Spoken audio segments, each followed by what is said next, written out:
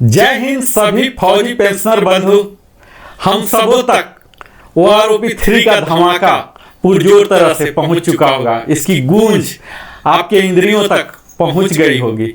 कई लोगों को यह दुखी किया, कई लोगों को थोड़ा सा खुशी प्रदान किया, कई लोगों को नाराजगी है। तो इस धमाका का असर अलग अलग पेंशनर को अलग अलग रूप में हुआ है और मेरा प्रयास है प्रामाणिकता के साथ उसका विश्लेषण करना, उस टेबल का विश्लेषण करना।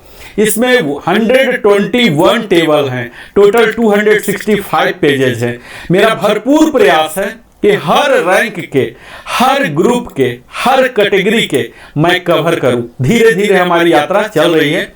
आज की यात्रा जो है अधिकारी गण के लिए है, यानी कि जो ऑफिसर्स हैं, मिलिट्री ऑफिसर्स।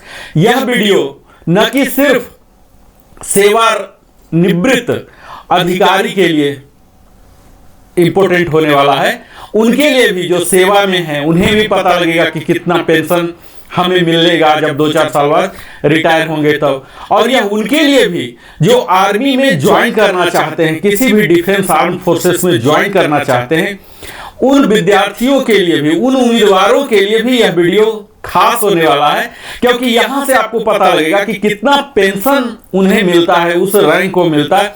इसको देख के आप प्रेरित हो सकते हैं। चूंकि पेंशन का डबल वैल्यू वेतन होता है, सैलरी होता है। सैलरी के साथ कुछ एक्स्ट्रा प्रिविलेज होते हैं, कुछ अलाउंसेस होते हैं, और पेंशन में पेंशन ही होते हैं और डीआर होते हैं, कोई अलाउंसेस वगैरह नहीं होते। तो आज का वीडियो मैं शुरू करूं जो कि अधिकारी गण के लिए समर्पित है, जिसमें कि फ्लाइंग ऑफिसर से लेके chief of the air staff तक का, लेफ्टिनेंट से लेके आर्मी चीफ तक का कवर करने जा रहा हूं। इससे पहले मैं आप सबों को बता दूं कि ओआरओपी 3 का धमाका यह एक श्रृंखला है, जिसे कि हमने अभी अपने श्रृंखला में पहले कवर कर चुका कि ओआरओपी का क्या इतिहास है, किस प्रकार शुरू हुआ, इसके कौन कौन से माइलस्टोन हैं, कौन कौन से सेलिएंट फीचर्स हैं, बेनिफिट हैं, ये सब हमने अपने तमाम वीडियो में कवर कर लिया। यह वीडियो उन अधिकारी गण के लिए होने जा रहा है जो कि 1 जुलाई 2014 से पहले जो रिटायर हुए हैं उनके लिए यह लागू है। और यह उन सभी ऑफिसर के लिए लागू है एक्सेप्ट एएमसी, यानी कि मेडिकल कोर में, एडीसी में, आरबीसी में, ईसी में, एसएससी में, टीए बटालियन और एमएनएस में। इसके अलावे जो भी अधिकारी गण हैं सब के लिए यह वीडियो अहम होने जा रहा है। तो आइए हम आगे की यात्रा प्रारंभ करते हैं। हमने अभी तक देखा कि ओआरओपी 1 लागू हुआ 2014 से। स्लाइड। तो हमने ओआरओपी की पूरी यात्रा देखी। अगर आपने हमारे पूरे पीछे का वीडियो नहीं देखा होगा तो इसमें हमने उसके इतिहास पर कवर किया, किन के लिए कवर हो रहा। तो यह संक्षेप में मैं बता दूं कि यह ओआरओपी 3 का जो एम्बिट है या ओआरओपी का है, संपूर्ण आर्म फोर्सेस डिफेंस के लिए लागू होते हैं, फैमिली पेंशनर के लिए लागू होते हैं। और यह 1 जुलाई 2024 यानी कि 30 जून 24 तक जो भी रिटायर हुए उन सब के लिए लागू होता है। आपको हम संपूर्ण टेबल का यात्रा कराएंगे, लेकिन उससे पहले मैं Narendra Kumar, wellness consultant, entrepreneur trainer, आपसे विनम्र निवेदन करता हूं कि अगर आपने हमारी चैनल लिविंग हैप्पीली में आए हैं पहली बार तो अवश्य ही सब्सक्राइब करें, लाइक करें, कमेंट करके पूछें, बताएं, शेयर करें और बेल आइकन अवश्य ही पुश करें ताकि हमारी सारे वीडियो का नोटिफिकेशन आपको पहुंचते रहे। हमने अभी तक इसके हिस्ट्री के दौरान, संक्षिप्त हिस्ट्री में बता दूं कि सर्कुलर नंबर 55 जो था ओआरओपी 2 को कवर कर रहा था, उसकी इशू हुआ था 4 फरवरी 16 से, जो कि 1 जुलाई 2014 से लागू हुआ था। अगला सर्कुलर 666 था जो कि ओआरओपी 2 का था, इशू किया गया था 20 जनवरी 23 को और एप्लीकेबिलिटी था 1 जुलाई 2019, जो कि 4 इंस्टॉलमेंट में सभी को मिले थे। लेकिन जो फैमिली पेंशनर थे या एवार्डी थे उन्हें एक मुश्त लमसम दिया गया था। इसके बाद जो ओआरओपी 3 का माइलस्टोन है, ये गवर्नमेंट ऑफ इंडिया कैबिनेट के द्वारा पास कर दिया गया।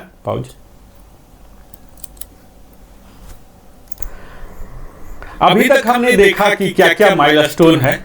तो इसके लिए जो भी प्रक्रिया होती है, जो स्टैच्यूटरी रिक्वायरमेंट्स हैं, ये सब OROP3 के लगभग पूरे कर लिए गए हैं। OROP3 का नोटिफिकेशन MOD के द्वारा जो था ये हो गए हैं। इसके बाद तीसरा माइलस्टोन आते हैं, जो इनके लिए कंकरेंस जो लेने होते हैं फाइनेंस डिवीजन से, कितने खर्च आएंगे, तो इसमें आ रहे हैं 6,500 करोड़ रुपीज, ये सब का आकलन हो गया। इसके बाद चौथा माइलस्टोन आता है पॉलिसी लेटर DSW, जो कि अभी हम टेबल की बात करने जा रहे हैं, 121 टेबल, ये अप्रूव कर दिया गया, बना दिया गया, जिसमें कि एक कमिटी होते हैं सारे डिफेंस से, तीनों फोर्सेस से, MOD से, उन्होंने कंपाइल कर दिया।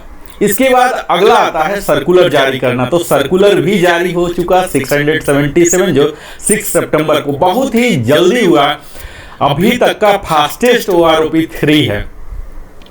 4 सितंबर को DSW का लेटर जारी होता है और 6 सितंबर को PCDA प्रयागराज के द्वारा 677 सर्कुलर जारी हो जाता है। और कयास ऐसी लगाई जा रही है कि सितंबर माह के अंत तक इसके एरियर भी आ जाए, नहीं तो ज्यादा से ज्यादा अक्टूबर तक एरियर। खैर, जब फॉर्मुलेट हो गया है तो एरियर आ ही जाएगा, एरियर के लिए कोई मरा भी नहीं जा रहा। एरियर कैलकुलेशन के लिए आपको मैं फॉर्मूला आगे बताऊंगा। यहां मैं सेलिएंट फीचर एक शॉर्टकट बताते चलूं कि 5 साल में यह रिवीजन होता है। इसके 265 पेजेज हैं और यहां आप देखेंगे ये रिटायरिंग ऑफिसर, सर्विस, स्पेशल, सबके लिए ये टेबल लागू हो रहे हैं। OROP3 डिसेबिलिटी के लिए, वार इंजरी, इनवैलिडेटेड, हर कैटेगरी के लिए, चाहे वो ऑर्डिनरी हो, स्पेशल हो, लिबरलाइज फैमिली पेंशन हो, कमीशन्ड ऑफिसर हो, honorary commissioned officer, JCO, others, NC, सब के लिए काबिल हो रहे हैं। और आर्मी है, नेवी है, एयरफोर्स है, DSC के हैं, TA बटालियन के हैं, रिटायर्ड हैं, डिस्चार्ज हैं, इनवैलिडेट आउट हैं, डाइड सर्विस में हैं। और यह आपको बता दूं कि यह डिसएडवांटेज के लिए लागू नहीं होगा, किसी को भी रिड्यूस करके नहीं किया जाएगा। और इसमें जो नहीं लागू हो रहे हैं, अगर अपनी मर्जी से प्रीमैच्योरली गए हैं कोई 1 जुलाई 2014 के बाद, तो ये कवर नहीं होंगे। आपका पेंशन अनचेंज रहेगा, डिसएडवांटेज में नहीं होगा। इसकी एप्लीकेबिलिटी जैसा कि मैंने बताया, सभी डिफेंस पेंशनर हैं, फैमिली पेंशनर हैं। अप्लीकेबिलिटी, इसके नन अप्लीकेबिलिटी जो है UK, HK, सारे KCIO पेंशनर जो है वो नहीं होंगे। पाकिस्तान और बर्मा आर्मी पेंशनर अभी भी PCDA इलाहाबाद से पेंशन ड्रा कर रहे हैं, वो लोग यहाँ नहीं होंगे। रिजर्विस्ट नहीं होंगे। PMR जो प्री मैच्योर रिटायरमेंट लिए वो नहीं होंगे। एक्स ग्रेसिया नहीं होंगे। इसके जो मेथोडोलॉजी, आज मैं टेबल नंबर 1 जो एक्सक्लूसिव अधिकारी के लिए होने वाला है, इसमें भी वही सब क्रेडेंशियल जो इंडिकेटर्स हैं वही सब लिए गए हैं। रैंक हैं, यहाँ ग्रुप नहीं होता, क्वालिफाइंग सर्विस है, रैंक है। और लाइव डाटा जो लिया गया है पूरे 2023 का, उसका मिनिमम और मैक्सिमम वैल्यू यहाँ लिया गया है। इसमें क्वालिफाइंग सर्विस में कई जगह आप देखेंगे कि लो वाले भी अधिक वाले के बराबर ले रहे हैं। रैंक भी इस तरह से आप देखेंगे, कई विसंगतियां हैं, उसकी भी हम आगे बात करेंगे। कहीं आप देखेंगे कि 0 डिफरेंस हुआ है, तो कई तरह की है इसमें। आप यह जो OROP3 का सर्कुलर है ये थोड़ा प्रिसाइज है, क्योंकि जो OROP2 में था, जो OROP1 में है, वही सब कई बातें सेम ही लागू होने वाला, अनलेस इसे यहाँ डिस्क्राइब न किया गया हो। तो अब हम अगली यात्रा करते हैं, जहाँ की आपको सर्कुलर का एक झलक दिखा देंगे, जो कि मैं रेफरेंस लिया हूँ इस टेबल को कंपाइल करने में। यह है हमारा सर्कुलर 666 अभी आप देख रहे हैं अपने स्क्रीन पर। और यहाँ आप 666 देखिए किस तरह से यह इतने इनहैंस्ड 121 टेबल है। इसे हमने टेबल नंबर 1 666 का लिया और 667 दोनों के टेबल को लेके हम कंपेयर करके यहाँ एक्सेल चार्ट आपके समक्ष प्रस्तुत कर रहे हैं। तो आइए हम सीधा आपको एक्सेल चार्ट में ही ले जाते हैं, जहाँ की हर रैंक के, हर क्वालिफाइंग सर्विस में आपको दिखाऊंगा कि किस तरह से आप लाभान्वित होने वाले हैं या अनअफेक्टेड हैं। थोड़ा सा फिगर बड़ा कर दो आप। यहाँ मैं एक एक रैंक करके दिखाऊंगा एक्सेल चार्ट में, जैसे कि हमारी टीम ने प्रिपेयर की है। यहाँ पहला रैंक है आर्मी के लेफ्टिनेंट रैंक और इनके इक्विवेलेंट होते हैं एयरफोर्स में फ्लाइंग ऑफिसर, सब लेफ्टिनेंट नेवी में होते हैं। यहाँ इनकी क्वालिफाइंग सर्विस 6 महीने है। OROP 2 में 21604 था, OROP 3 में घटकर 20889 हो गया। तो यहाँ आप देख पाएंगे इस पेज में जो 11.5 इयर्स तक है पूरे निगेटिव ग्रोथ है, और यहाँ परसेंटेज है, यहाँ मैं दिखाया हूं कितना डिफरेंस हुआ जो कि माइनस में है, यहाँ कितना परसेंट हुए हैं ये भी माइनस में ही है, -3.3% यहाँ इक्वल आ रहा है। यहाँ भले डिफरेंस अलग हो रहे हैं लेकिन परसेंट दोनों में सेम ही है। खैर, लेफ्टिनेंट रैंक के बड़े ही कम ही होते हैं रिटायर, इस इतनी छोटी सी जब तक कि मेडिकल बोर्ड आउट ना हो। यहाँ 10 से ऊपर आप देखेंगे तो यहाँ 10 से ऊपर 10.5 में भी 19 इयर्स तक आप देख पाइए कि 19 इयर्स तक जो है ये आपको निगेटिव ही है। 19.5 से 448 रुपीज यानी कि 1.2% पॉजिटिव ग्रोथ होना यहां से प्रारंभ हुआ, और 20 इयर्स में 1024 रुपीज 2.8% हुए हैं, और इसके बाद धीरे धीरे बढ़ रहे हैं। 20.5 के बाद 1600 की बढ़ोतरी हुई है जो कि 4.3% है। ये लेफ्टिनेंट का पहला रैंक है। इसके आगे अगर मैं दिखाऊं तो 20 से ऊपर का देख लीजिए। 20 से ऊपर ऐसे तो बहुत कम ही लेफ्टिनेंट रैंक में 20 तक पहुंचेंगे और फिर लेफ्टिनेंट बन के ही जाएंगे, फिर भी यहाँ डाटा है तो हमारे लिए जानना जरूरी है। 20 इयर्स में 1024 2.8% है, और उसके बाद 20.5 में 1600 की बढ़ोतरी जो कि 4.3। यहाँ पैटर्न देख पाएंगे कि 1600 ही बढ़ोतरी हो रहा है। OROP 3 में भी फिक्स्ड है 38400 और 4.3% की बढ़ोतरी हो रही है 24.5 इयर्स तक। 25 इयर्स में अगेन निगेटिव ग्रोथ हो रहे हैं, और फिर यही निगेटिव ग्रोथ का सिलसिला आगे भी जारी है। 28.5 में 275 बेयर 275 रुपीज का डिफरेंस हो रहे हैं, और यहाँ फिर जीरो डिफरेंस है। 30 इयर्स के लिए कोई डिफरेंस नहीं है। 30.5 में 850 रुपीज है, 31 में 1425 है, यही सिलसिला 32 तक है, और 32.5 46300 जो कि हमारे ऑनरी लेफ्टिनेंट के भी हो गए हैं 46300 जो उनका फाइनल होते हैं। Honorary flying officer, honorary flight lieutenant का, ऑनरी कैप्टन का, यही 46300 होता है। इनमें बढ़ोतरी अच्छा है 5100 जो कि बहुत ही नहीं के बराबर ही होगा कि लेफ्टिनेंट रैंक से 33 करके गए, तो यहाँ 12.4% की बढ़ोतरी हुई है। मैं अब अगला रैंक लेता हूँ।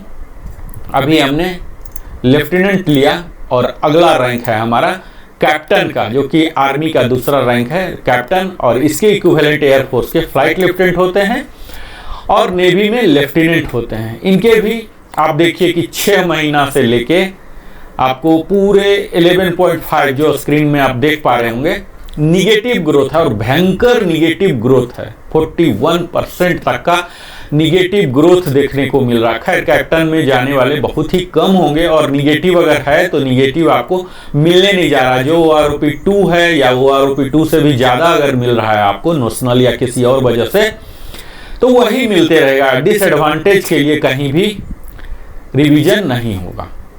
अब हम 10 से ऊपर के लिए चलते हैं फ्लाइट लेफ्टिनेंट के लिए, तो यहाँ भी निगेटिव ग्रोथ ही दिख रहा है। यहाँ आप 20 इयर्स तक निगेटिव ग्रोथ ही देख रहे हैं, और निगेटिव ग्रोथ का विश्लेषण करने की कोई आवश्यकता नहीं है। 20 के आगे हम चलते हैं तो देखते हैं कि यहाँ भी निगेटिव चल रहा है, और जो कि निगेटिव का सिलसिला लगभग पूरे ही है। निगेटिव का सिलसिला 32 इयर्स तक चल रहे हैं, जो कि पैटर्न आप देखें 800 रुपीज का 1.8% का निगेटिव का सिलसिला। यहाँ पॉजिटिव आए हैं 32.5 इयर्स में 46300 जो कि वहाँ लेफ्टिनेंट के लिए भी था। यहाँ बढ़ोतरी 2625 का है 6% है। 33 एंड एबव के लिए भी 46300 है, जो कि यही figure honorary flying officer, honorary flight lieutenant के लिए भी कर दिया गया है। तो यहाँ जो एक फ्लाइट लेफ्टिनेंट का बेसिक है मैक्सिमम, अगर उस पद से कोई जाते हैं, और एक ऑनरी फ्लाइट लेफ्टिनेंट, तो दोनों का पेंशन बिल्कुल समान है। यह आप देख पाएंगे कैप्टन के लिए। अगला रैंक हम आते हैं मेजर के लिए। मेजर आर्मी का तीसरा रैंक है और इसके इक्विवेलेंट होते हैं एयरफोर्स में स्क्वाड्रन लीडर और आर्मी में होते हैं लेफ्टिनेंट कमांडर। यहाँ आप देखेंगे कि 6 महीना में तो कोई जाएंगे नहीं, फिर भी किसी कारण से गए हैं और टेबल में है तो यहाँ देखना जरूरी है। आप 10 साल तक देखें तो पूरे निगेटिव ग्रोथ है और बहुत भयंकर निगेटिव ग्रोथ है। 10,000 से भी ज्यादा 12,000 तक का है। और यहाँ परसेंटेज में अगर देखें तो 25%, 25.3% तक का रिड्यूस्ड है। यहाँ आप देखिए वैल्यू चेंज हो रहे हैं अलग, लेकिन आप पैटर्न को अगर देखें तो परसेंटेज 25.3% है। तो इसका सीधा सा यही मतलब लगाया जाता है निगेटिव होने का, क्योंकि इन्हें डाटा नहीं मिला। इस अवधि में कोई रिटायर होने वाले नहीं थे अधिकारी गण और इन्हें डाटा नहीं मिला, जिसके वजह से ये सब निगेटिव होते चला गया। अब हम 10 से ऊपर का देखते हैं तो 10 से ऊपर भी आपको पूरे 20 ईयर्स तक का देखें तो यहाँ भी पूरा निगेटिव ही है और अच्छा खासा निगेटिव है। 24-25% तक का निगेटिव, और फिर यहाँ 7-8-4% तक का निगेटिव है। तो जिनका भी निगेटिव है उनके डिसएडवांटेज के लिए ये नहीं होगा रिवीजन, तो उन्हें चिंता करने की जरूरत नहीं है। अब हम 20 से ऊपर चलते हैं। 20 से ऊपर जब आप चलेंगे तो यहाँ देखेंगे कि यहाँ भी पूरा यानी कि मेजर रैंक का पूरे अंतिम तक कंप्लीट, यही एक ऐसा रैंक है जिसमें कि पूरे निगेटिव ग्रोथ ही है अंतिम तक 33 इयर्स तक। तो हम इसके विश्लेषण नहीं कर रहे हैं। यहाँ आप देखेंगे कि 68,550 था, जो कि अब घटकर 54,340 हो रहा। 20% तक का निगेटिव ग्रोथ है। तो निगेटिव ग्रोथ किन्हीं को नहीं दिया जाएगा, इसलिए मैं विश्लेषण से बाहर रखता हूं। लेकिन ये देखने में अच्छा नहीं लग रहा कि OROP 3 में सब रैंक का बढ़ रहा, तो मेजर साहब को क्यों घटा दिया गया। यह तो एक तरह का आप विसंगति मान सकते हैं। अगला हम लेते हैं लेफ्टिनेंट कर्नल, और उसके इक्विवेलेंट होते हैं लेफ्टिनेंट कर्नल। यहाँ TS टाइम स्केल वाले और लेफ्टिनेंट कर्नल जो फुल लेफ्टिनेंट कर्नल है, दोनों कवर हो रहे हैं यहाँ। और इसके इक्विवेलेंट है एयरफोर्स में विंग कमांडर और नेवी में है कमांडर। इनका 6 महीने से लेके 10 साल तक अगर देखें, ऐसा बहुत ही कम होंगे, एक्सेप्शनल होंगे कि इतना जल्दी ये विंग कमांडर बन गए 10 साल तक में ही, और जा भी रहे हैं। चूंकि नहीं गए हैं, कोई डाटा नहीं है, इसलिए पूरे निगेटिव ग्रोथ ही है। -1.3%, करीब 500, 600, 700 इस तरह से जैसे जैसे अवधि और बढ़ रहे हैं 800 तक हो रहे हैं। यह निगेटिव ग्रोथ का सिलसिला 12.5 ईयर्स तक है। आप जिस में फॉल हो रहे हैं आप उस स्लाइड का स्नैप भी ले सकते हैं। 10 साल तक यहाँ माइनस है, यहाँ देखिए 12.5 तक भी माइनस। यह निगेटिव ग्रोथ का सिलसिला समाप्त होता है 13 ईयर्स में, जो कि 188 रुपीज और 0.3% है। और इसके आगे फिर बढ़ोतरी ही है और अच्छा खासा 4 डिजिट में है। विंग कमांडर का पेंशन बढ़ा है 1231 1.8%, और इसी तरह से जैसे जैसे अवधि बढ़ रहा यहाँ बढ़ रहा है। आप देख पाएंगे 68350 विंग कमांडर का हुआ करता था, जो कि अब 73950 हो रहा है, यानी कि बढ़ोतरी 5600 का है, 8.2%, जैसे अच्छा खासा बढ़ोतरी आप कह सकते हैं। यहाँ आप देखेंगे 18.5 के लिए थोड़ा सा निराशाजनक है। कई विंग कमांडर हो सकते हैं इस अवधि में जाते हों, जिनके लिए कि एक नाराजगी भरा यह रिवीजन होगा। -2000 है, -2.6% है इनका। और यही 19.5 के लिए 6300 की एक अच्छी बढ़ोतरी है। 20 में भी अगर कोई जाते हैं तो 4200 की 5.4% की बढ़ोतरी है। अगर 20 से ऊपर का टेबल देखा जाए तो यहाँ आपको पता लगेगा कि 20 में 4200 तो बढ़ोतरी है ही, और इसके ऊपर सिर्फ 21 तक ही बढ़ोतरी है, और 21 के बाद फिर आप आगे बढ़ते हैं तो यह आपको 27 तक निगेटिव है। तो इस तरह से निगेटिव होना, पॉजिटिव होना, जीरो होना, ये बड़ा ही मैजिकल लग रहा है, ये लॉजिकल नहीं है, साइंटिफिकली नहीं है। तो यहाँ मुझे लग रहा है कि कहीं न कहीं विसंगतियां हैं। जो विंग कमांडर को मिलना था यथोचित सम्मान, पेंशन के रूप में आर्थिक लाभ पहुंचाना था, वो यहाँ नहीं पहुंच रहा है। 27 ईयर्स तक काफ़ी विंग कमांडर जाते हैं और यहाँ तक निगेटिव ग्रोथ ही है। इनका पॉजिटिव ग्रोथ होना शुरू हुआ है 27.5 से 3950, जो कि अच्छा खासा फिगर है, लेकिन परसेंटेज बहुत ज़्यादा नहीं है, 4.1% ही है। और इसके बाद इनकी बढ़ोतरी है 31 में। अगर कोई विंग कमांडर जा रहे हैं, बहुत ही कम होंगे इस तरह से, लेकिन अगर कोई जा रहे हैं तो उनमें काफ़ी बढ़ोतरी हुई है 16.2%, 15450। यही सिलसिला जारी है। यानी कि विंग कमांडर में अगर कोई मैक्सिमम 33 एंड एबव करके गए हैं तो 1,10,850 जो मैक्सिमम है, 16.2 की बढ़ोतरी हुई है। क्योंकि यहाँ जो भी गए हैं वो बहुत ज़्यादा साल से विंग कमांडर रहे हैं, यानी कि उनका सैलरी बहुत ज़्यादा ऑलरेडी रहा है, इसीलिए यहाँ पेंशन में भी रिफ्लेक्ट हुआ है। बाकी सब में जो निगेटिव आ गए हैं, यानी कि इस रैंक में गए नहीं हैं, और गए हैं तो अचानक विंग कमांडर कुछ ही साल के लिए रहे हैं, लेट से विंग कमांडर बने हैं और कम सैलरी ही था। तो ये सब कुछ कारण रहे हैं जो कि यहाँ आपको इस तरह का पैटर्न दिख रहा है। जबकि होना क्या चाहिए था, यहाँ हर साल 3% का सैलरी में रिवीजन हो रहा, तो यहाँ पेंशन में भी दिखना चाहिए था, जो कि नहीं दिख पा रहा, जो कि आप एक एनोमली के रूप में इसे कह सकते हैं। खैर, एनोमली के बारे में बाद में बात करेंगे। तत्काल हम एज इट इज प्रामाणिकता को कायम रखते हुए हम आगे अगला रैंक लेते हैं, और अगला रैंक है कर्नल टीएस, जो कि फुल कर्नल नहीं बन पाते हैं, तो उनके लिए कर्नल टीएस टाइम स्केल का प्रावधान रखा गया है आर्मी में, और इसके इक्विवेलेंट ग्रुप कैप्टन टीएस और कैप्टन टीएस नेवी में होते हैं। टाइम स्केल, क्योंकि इतना टाइम हो गया तो वो बन जाते हैं, किसी भी कारणवश अगर फुल कर्नल नहीं बन पाए तो टीएस कर्नल बनते हैं। इनकी 6 महीने में तो कोई कर्नल बनेंगे नहीं, लेकिन जो भी है टेबल है। और यहाँ के ऑनवर्ड्स देख लीजिए, कर्नल टीएस के लिए आप शुरू से ही देख लीजिए कि काफ़ी अच्छी बढ़ोतरी यहाँ दिख रही है। यहाँ अगर 10 ईयर्स तक देखें तो सारे पॉजिटिव हैं, और सब में वैल्यू भले ही अलग अलग है, वो ROP3 के वैल्यू अलग अलग सबके बेसिक सेट हुए हैं, लेकिन यहाँ आपको एक पैटर्न दिखेगा जो कि 14.3% का इंक्रीज हुआ है, जो कि एक बहुत ही अच्छा खासा सिंबल दिख रहा है। और यही फार्मूला हर रैंक में अगर लग गया होता तो काफ़ी बेहतर होता। इससे यह दिख रहा कि कर्नल जो भी बन के जा रहे हैं, ये काफ़ी साल से कर्नल रहे हैं, इनके कर्नल के हाईएस्ट सैलरी स्केल में गए हैं, इसीलिए इनका हाईएस्ट है, और इसी वजह से यहाँ पेंशन में भी रिफ्लेक्ट हो रहा। 14.3 जो कि काफ़ी अच्छा है, 8,609। और 10 के ऊपर अगर हम चलते हैं तो यहाँ 10 के ऊपर देख लीजिए 9171 है, और लगातार 14.3 का जो है ये मेंटेन किया हुआ है 12.5 ईयर्स तक, और 13 से तो और भी ज़्यादा 16% हो रहे हैं। और 13.5 एंड एबव देख लीजिए, यहाँ आपको अलग अलग बेसिक पेंशन दिखेंगे। पहले भी OROP2 में भी अलग अलग रेट थे, OROP3 में भी है, डिफरेंस भी अलग अलग है, लेकिन आपको एक चीज़ कॉमन दिखेगा, जो कि परसेंटेज हमने निकाला तो परसेंटेज से पता लगा कि सब में 16.4% का डिफरेंस है। यानी कि यही फार्मूला वहाँ लगा दिया गया है। यहाँ कोई भी निगेटिव ग्रोथ नहीं है, जो कि एक बड़ा अच्छा खासा सिंबल है।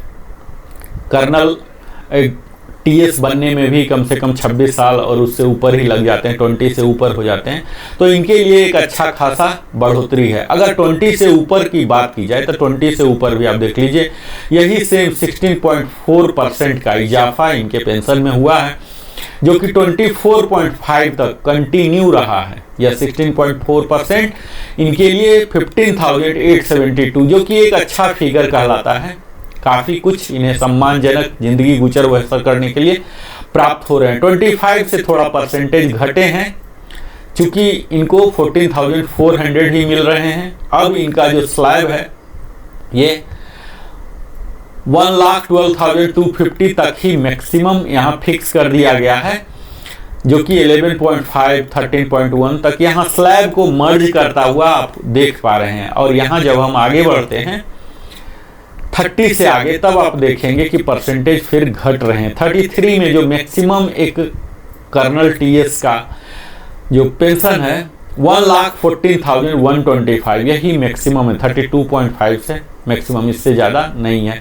तो 8950 यहाँ जो हाईएस्ट वाले हैं 32 का, उन 32 ईयर्स से और उससे ऊपर वाला 8,900, यानी कि परसेंटेज आप देखिए 8.6%, 8.5% ही हुआ। उससे पहले काफ़ी अच्छी मात्रा में इनका 13.1, 11.5 जो कि कर्नल टीएस वाले का काफ़ी अच्छा संतोषप्रद आप कह सकते हैं कि इनकी पेंशन में इजाफा हुआ है। हम अगला रैंक लेते हैं यहाँ कर्नल साहब का।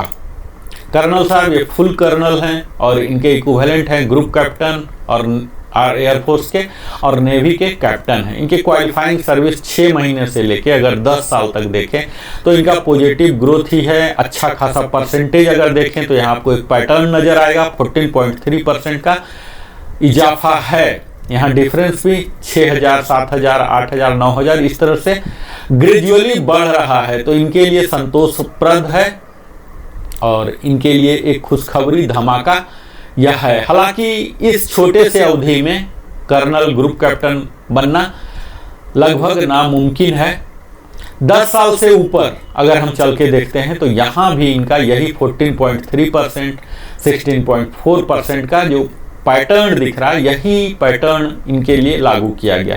काश यही हर रैंक के लिए होता, पीबीओआर के लिए भी होते, जेसीओ के लिए भी होते, तो कितना अच्छा खुशखबरी होता। कर्नल के साथ जो किया गया यही पैटर्न, यही परसेंटेज, चूंकि उनका हाई बेसिक है तो यहाँ हाई बेसिक उनको मिला है, क्योंकि उनका 16.4% ही 13,000 हो रहा, लेकिन परसेंटेज तो सेम कायम किया ही जा सकता था।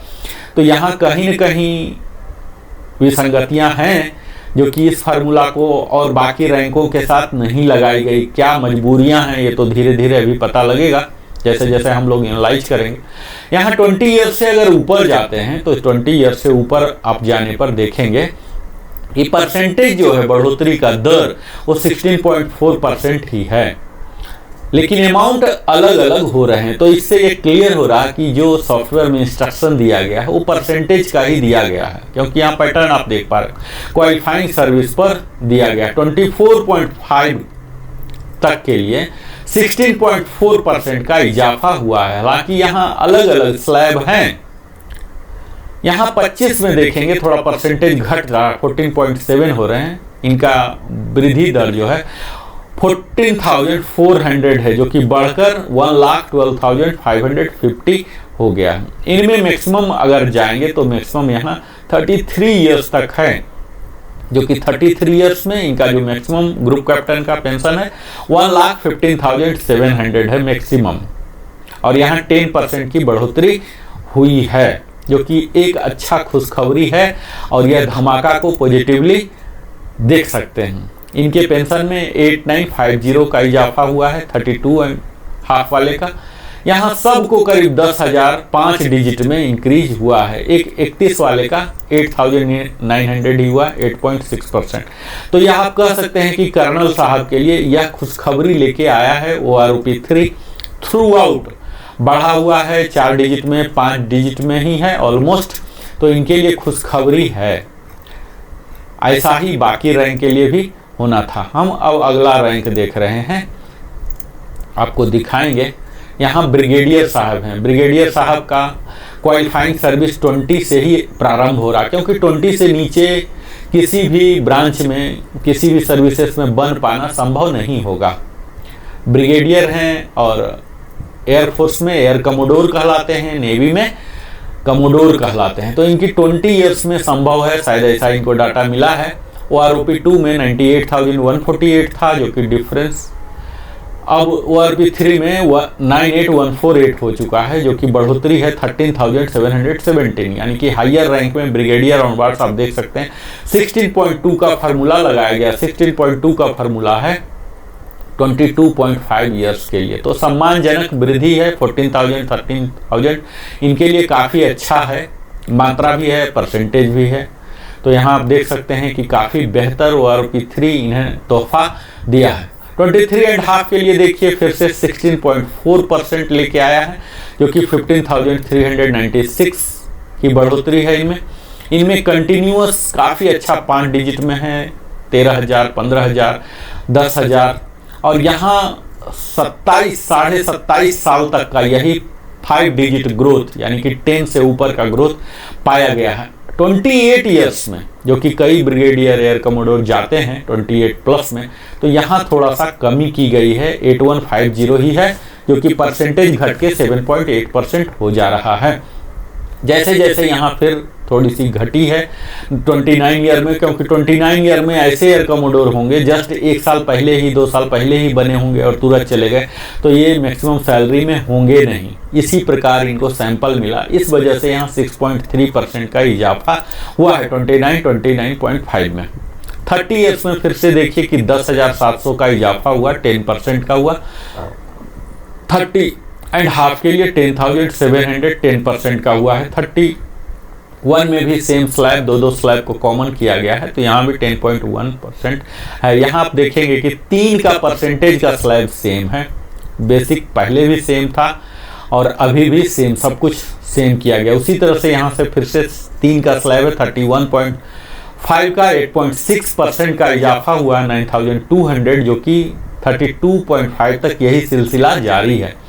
33 ईयर्स जो मैक्सिमम होते हैं, पहले 1,08,800 था, जो कि अब बढ़कर 1,16,550 रुपीज हो गए हैं, और बढ़ोतरी जो हुई है 7,750, 7.1% का हुआ है। तो इस तरह से ब्रिगेडियर साहब के लिए भी आप कह सकते हैं कि काफ़ी अच्छा बढ़ोतरी हुआ है, 16 से लेके 7, 8, 10, इस तरह से काफ़ी बेहतर आप कह सकते हैं OROP का तोहफा इनके लिए है। हम अगला देखते हैं। यहाँ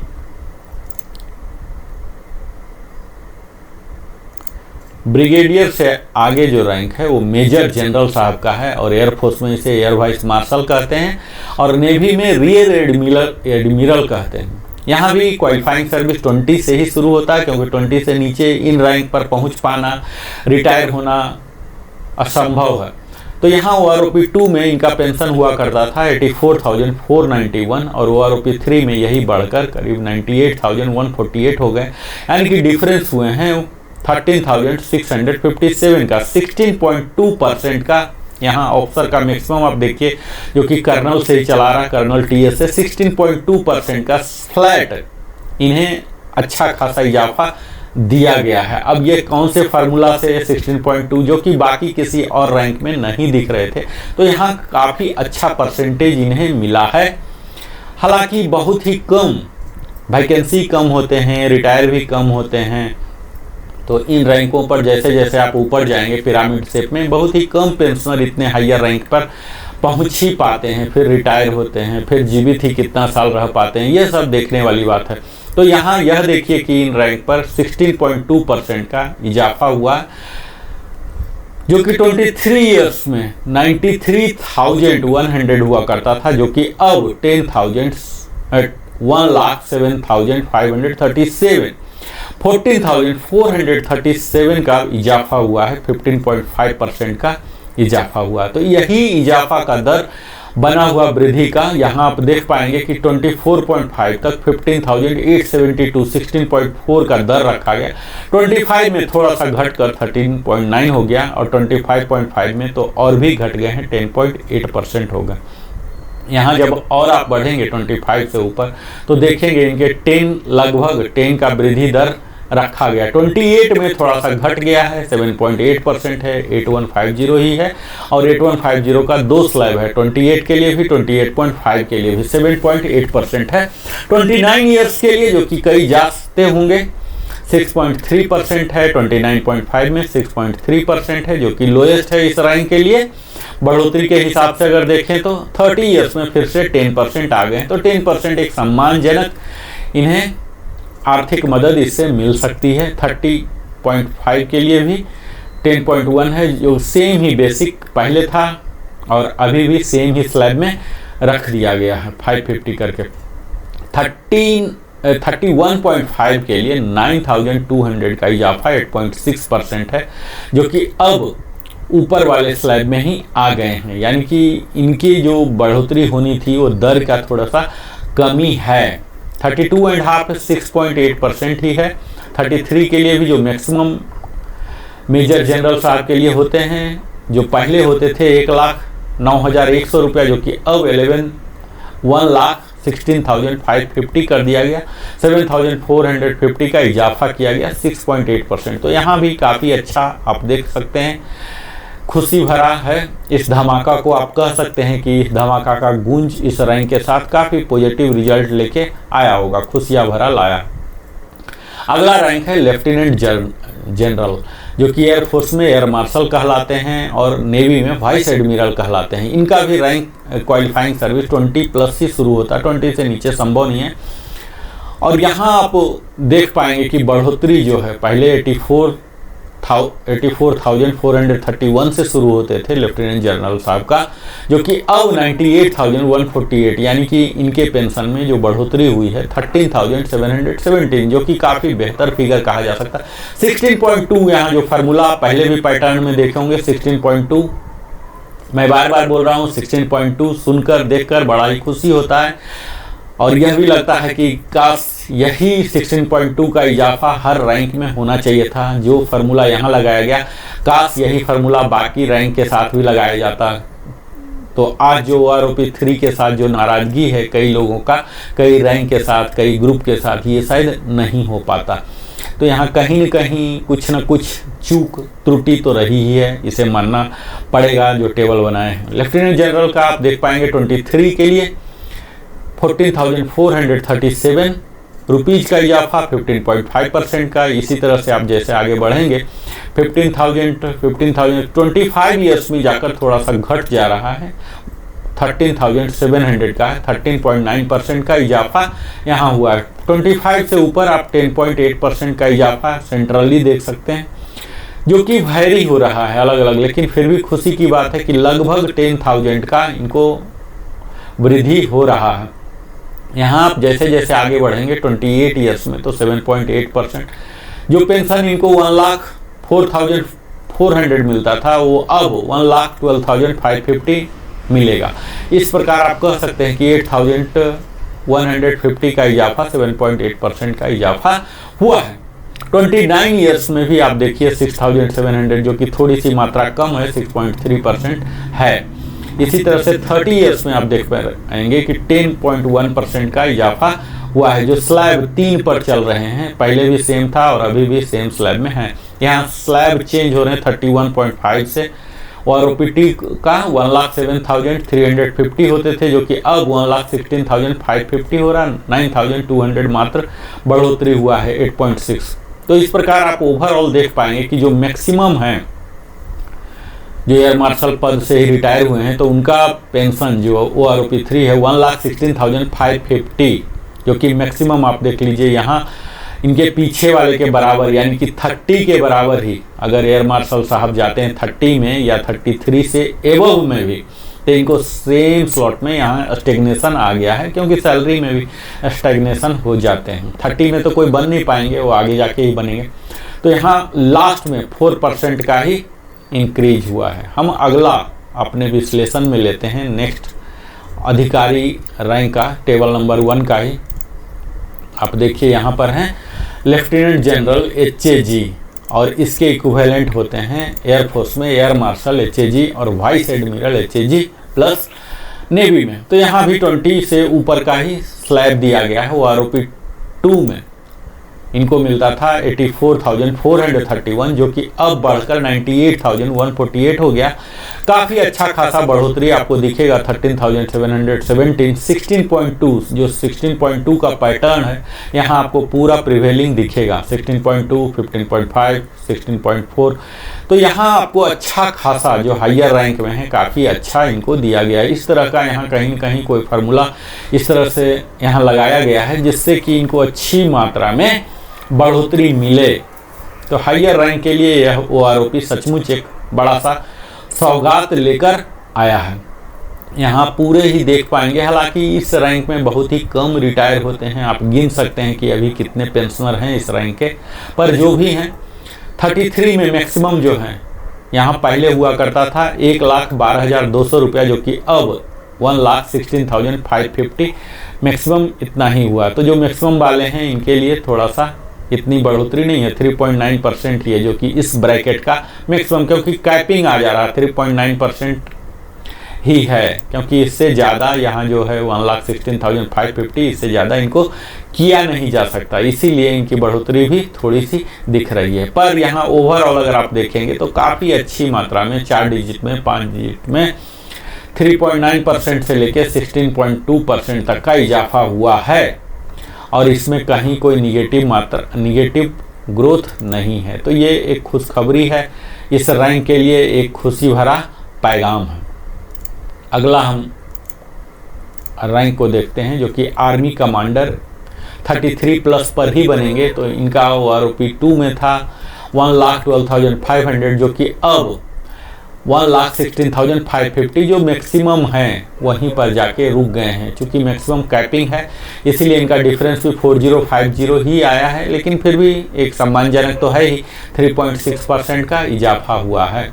अगला रैंक जो हाईएस्ट रैंक वाले हैं इनका दिखा दूं आपको, ये तीनों को एक साथ ही मैं दिखा देता हूं। यहाँ देखिए army commander 33 years maximum capping में है। VCOS हैं वाइस एयर चीफ मार्शल, ये 1,12,500 पर हैं, और इनकी बढ़ोतरी 1,16,550 जो मैक्सिमम है 4050 पर 3.6। और जो एयर चीफ मार्शल जो अंतिम रैंक है वो 1,25,000 पर पहले भी थे और अभी भी 125 पर ही हैं। इनमें कोई भी बढ़ोतरी नहीं हुआ, क्योंकि कैपिंग का है, उससे ज़्यादा हो नहीं सकता, क्योंकि हमारे प्रेसिडेंट साहब जो हैं 1,250 ले रहे हैं, तो उनका आधा, उनके से ज़्यादा कोई ले नहीं सकता है। तो इस तरह से आपने देखा आज कंप्लीट हमारे अधिकारी गण के सारे पेंशन का हमने एनालिसिस किया, क्या उसकी बढ़ोतरी हैं, कि OROP 2 का OROP 3 का क्या डिफरेंस है, क्या परसेंटेज है। कईयों के लिए, अधिकतम के लिए, अधिकारी के लिए खुशियों भरा ही पैगाम है, क्योंकि यहाँ जो निगेटिव ग्रोथ दिख रहे हैं लेफ्टिनेंट में हैं, जो कि कोई जाते नहीं हैं। आप यहाँ देख लीजिए लेफ्टिनेंट में। फिर कैप्टन में अगेन निगेटिव ग्रोथ है, जो कि कैप्टन रैंक में अगर कोई ऑफिसर ज्वाइन हुए हैं तो एक्सेप्शनल केसेस में मेडिकल बोर्ड आउट वगैरह में ही जाएंगे। तो यहाँ निगेटिव हुआ है, लेकिन निगेटिव उनको मिलेगा नहीं। अगला रैंक हमने बात किया मेजर साहब का। मेजर साहब को भी आप देख पाएंगे कि निगेटिव ग्रोथ हुआ है, यानी कि लोअर रैंक में कोई जाते नहीं है और लोअर रैंक में निगेटिव ग्रोथ है। यहाँ आपको थोड़ी सी आपको आश्चर्य भी होगा कि लेफ्टिनेंट कर्नल TS में यहाँ कई लोग जाते हैं और यहाँ भी निगेटिव ग्रोथ है। हालांकि जिनका भी निगेटिव ग्रोथ यहाँ दिख रहा है तो चिंता की कोई बात नहीं है, उनका डिसएडवांटेज के लिए रिवीजन नहीं किया जाएगा। कर्नल TS में आप देख पाएंगे कि 13 इयर्स के ऊपर, 13 इयर्स के बाद जो पॉजिटिव शुरू हुए हैं, 1-2 बीच में एक्सेप्शनल हुए हैं। यहाँ पर विंग कमांडर को थोड़ा सा दुखी करने वाला है, 21 में कई जाते होंगे और यहाँ पर उनकी बढ़ोतरी नहीं हुई है। विंग कमांडर के साथ भी न्यायपूर्ण नहीं हुआ है, और उसके वही विंग कमांडर अगर सीनियर होके जा रहे हैं 27.5 के ऊपर जा रहे हैं तो अब उनको बढ़ रहा। और यहाँ के बाद 27.5 ईयर्स के बाद विंग कमांडर के बाद कहीं भी आपको निगेटिव ग्रोथ नहीं दिखेगा। अच्छा खासा सम्मानजनक सबका दिख रहा। 16.2 जो कि एक फार्मूला आप देखेंगे पैटर्न यहाँ ऑफिसर वाले में 4.1, 16.2 जो परसेंटेज है, यही परसेंटेज आपको अधिकतम जगह कर्नल TS के लिए देख लीजिए, पूरे सेंट्रली 14.3%, और यहाँ से कहीं भी आपको निगेटिव नहीं दिखेगा। लास्ट में सिर्फ 0% है, और यहाँ देखिए पूरे 14.3, 16.4 इस तरह से कर्नल साहब के पेंशन में बढ़ोतरी है। फुल कर्नल जो फुल TS वाले नहीं, फुल जो कर्नल है इनमें भी बढ़ोतरी है 14.3। यहाँ पैटर्न आप देखिए टोटल में 14.3 हर ब्रैकेट में दिया गया है, और उससे ज़्यादा फिर 13 के बाद तो 16% हो रहे हैं, 16.4% हो रहे हैं। इस प्रकार आप देख रहे हैं कि जैसे जैसे हम सीनियर रैंक में जा रहे हैं, क्वालिफाइंग सर्विस में जा रहे हैं, तो बढ़ोतरी काफ़ी अच्छा है। ब्रिगेडियर में भी काफ़ी अच्छा है, 16.2% है। यहाँ major general air vice marshal का आप देख पाएंगे 16.2, 16.4, तो काफ़ी अच्छा 4 डिजिट 5 डिजिट में दिया गया है। तो इस प्रकार जो अधिकारी हैं, जो भी वो भी जान सकते हैं, इस वीडियो से लाभान्वित हो सकते हैं कि हमारा पेंशन कितना होगा। और जो रिटायर हो गए हैं वो भी जान जाएंगे, और जो बच्चे अभी आर्मी में ज्वाइन करना चाहते हैं वो भी इस वीडियो को देखकर लाभान्वित हो सकते हैं। तत्काल आप सब हमारे साथ बहुमूल्य समय देते हैं, मुझे उम्मीद है कि आपको वैल्यू एडिशन जरूर ही मिला होगा। और अगर आप हमारी वीडियो में पहली बार आए हैं तो अवश्य ही हमारे चैनल लिविंग हैप्पीली को सब्सक्राइब करें, ताकि हमें भी उत्साह हो और हमारा चैनल को एक विकास वृद्धि आपकी तरह ही हमें भी एक शुभ अवसर प्राप्त हो, और हम और बड़ी सी बड़ी टीम लेके प्रामाणिक जानकारी को आपके लिए ऑथेंटिक इन्फॉर्मेशन आपके साथ समक्ष प्रस्तुत कर सके। और आपने अपने जीवन का बहुमूल्य समय हमारे साथ दिया, इसके लिए हृदय की गहराइयों से धन्यवाद। और फिर से आग्रह करते हुए मैं Narendra Kumar, wellness consultant entrepreneur, subscribe करें, लाइक करें, कमेंट करें, बेल आइकन पुश करें और अपने सगे संबंधियों के साथ साझा करें। आपको यह वीडियो कैसा लगा अवश्य ही बताएं, कमेंट के जरिए पूछें, बताएं। बहुत बहुत धन्यवाद। जय हिंद, वंदे मातरम। फिर मिलता हूँ अगले वीडियो में।